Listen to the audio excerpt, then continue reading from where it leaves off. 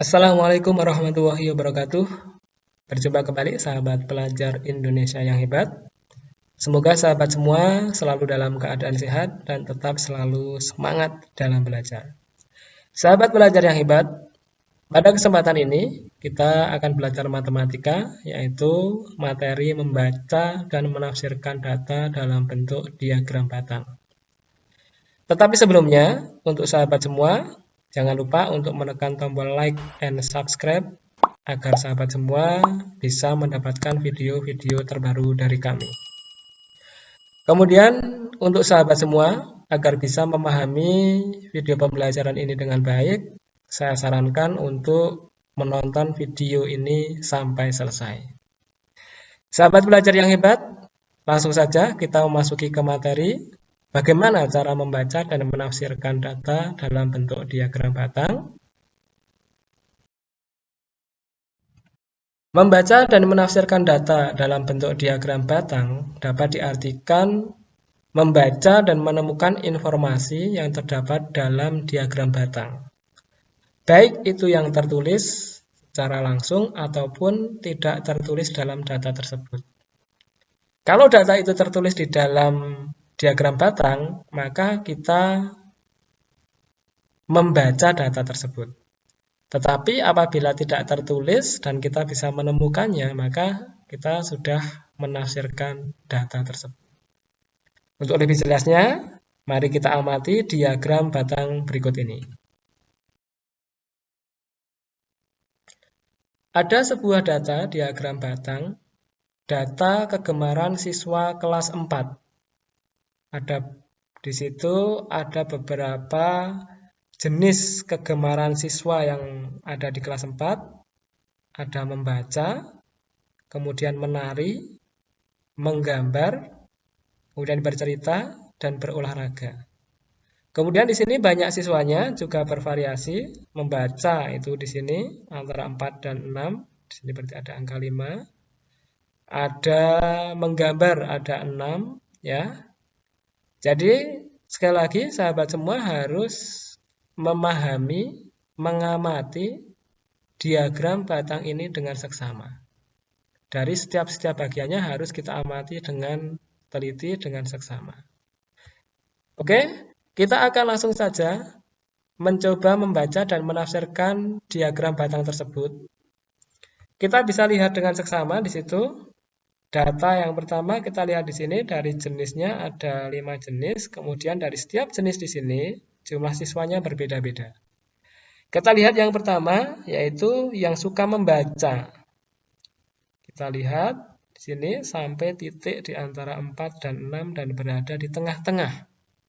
Maka kita bisa menuliskan di sini yaitu di tengah-tengahnya 4 dan 6 yaitu adalah 5. Maka kita bisa membuat satu kalimat, siswa kelas 4 yang gemar membaca berjumlah 5 siswa. Kemudian yang kedua, kita lihat di sini menari. Yang menari di sini kita bisa perhatikan ya, ada di titik 4. Maka kita bisa membaca, bisa menemukan informasi di sini. Kita buat dengan kalimat yang berbeda. Ada 4 siswa kelas 4 yang gemar menari. Informasi itu sudah sesuai dengan data yang ada di sini ya. Menari ada 4 siswa. Kemudian yang ketiga ada menggambar. Di sini menggambar tepat ada 6 siswa. Maka kita bisa membuat kalimat dengan redaksi yang berbeda. Jumlah siswa kelas 4 yang gemar menggambar itu ada 6 siswa. Ini juga sudah sesuai dengan data yang ada di sini. Kemudian selanjutnya ada bercerita. Kita perhatikan bercerita di sini. Ini terletak di antara 2 dan 4, tepat di tengah-tengahnya. Antara 2 dan 4 itu ada angka 3. Maka kita bisa membuat kalimat di situ. Siswa kelas 4 yang gemar bercerita itu ada 3 siswa. Kemudian selanjutnya yang olahraga. Kita lihat di sini datanya ada di titik 2. Maka kita bisa membuat kalimat dengan redaksi, ada 2 siswa kelas 4 yang gemar berolahraga. Sahabat pelajar yang hebat, dari data di sini, dari informasi 1 sampai 5 ini sudah tertulis secara jelas di dalam diagram batang ini. Maka kita sudah membaca data dari diagram batang tersebut.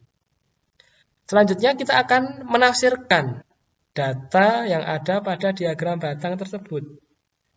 Untuk menafsirkan data, kita bisa menggunakan cara yaitu dengan membandingkan. Misalnya, kita lihat di situ. Yang pertama, kita perhatikan dari masing-masing jenis kegemaran di sini memiliki jumlah yang berbeda-beda. Membaca ada 5, kemudian menari 4, menggambar 6, bercerita ada 3, kemudian olahraga ada 2. Kalau kita perhatikan, misalkan kita jumlahkan semua data di sini ada 5, ditambah 4, itu ada 9, kemudian kita tambah 6, itu ada 15, ditambah 3 ada 18, dan ditambah 2 itu ada 20. Maka kita bisa menafsirkan data diagram batang tersebut dan mendapatkan informasi bahwa jumlah siswa kelas 4 di situ berjumlah 20 siswa. Ini tadi jumlah dari data masing-masing jenis kegemaran yang ada di situ. Kemudian yang kedua, kita bisa perhatikan dari jenis-jenis kegemaran yang ada di situ, dari membaca, menari, menggambar, bercerita, dan olahraga, mana data yang paling banyak di sini? Yaitu adalah menggambar. Ada 6 siswa. Maka kita bisa mendapatkan data jenis kegemaran yang paling banyak disukai siswa kelas 4 adalah menggambar. Ini adalah jenis kegemaran yang paling disukai, yaitu menggambar. Ada 6 siswa. Kemudian sebaliknya, yang paling tidak disukai atau yang paling sedikit, itu ada 2, yaitu adalah olahraga. Maka kita bisa mendapatkan informasi bahwa olahraga merupakan jenis kegemaran yang paling sedikit disukai siswa kelas 4, yaitu dengan jumlah 2 siswa. Kemudian selanjutnya kita juga bisa mendapatkan di situ dari data di sini ada 5 jenis kegemaran yang ada di dalam siswa kelas 4.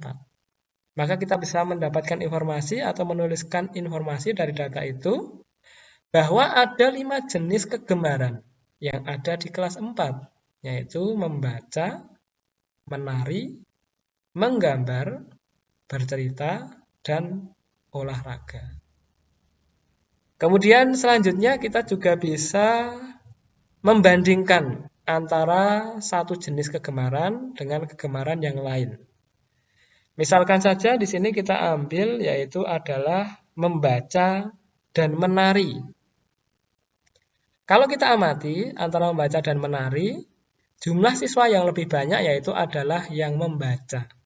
Maka kita bisa menuliskan redaksi dari data tersebut, yaitu jumlah siswa yang suka membaca lebih banyak dibandingkan dengan jumlah siswa yang lebih suka menari.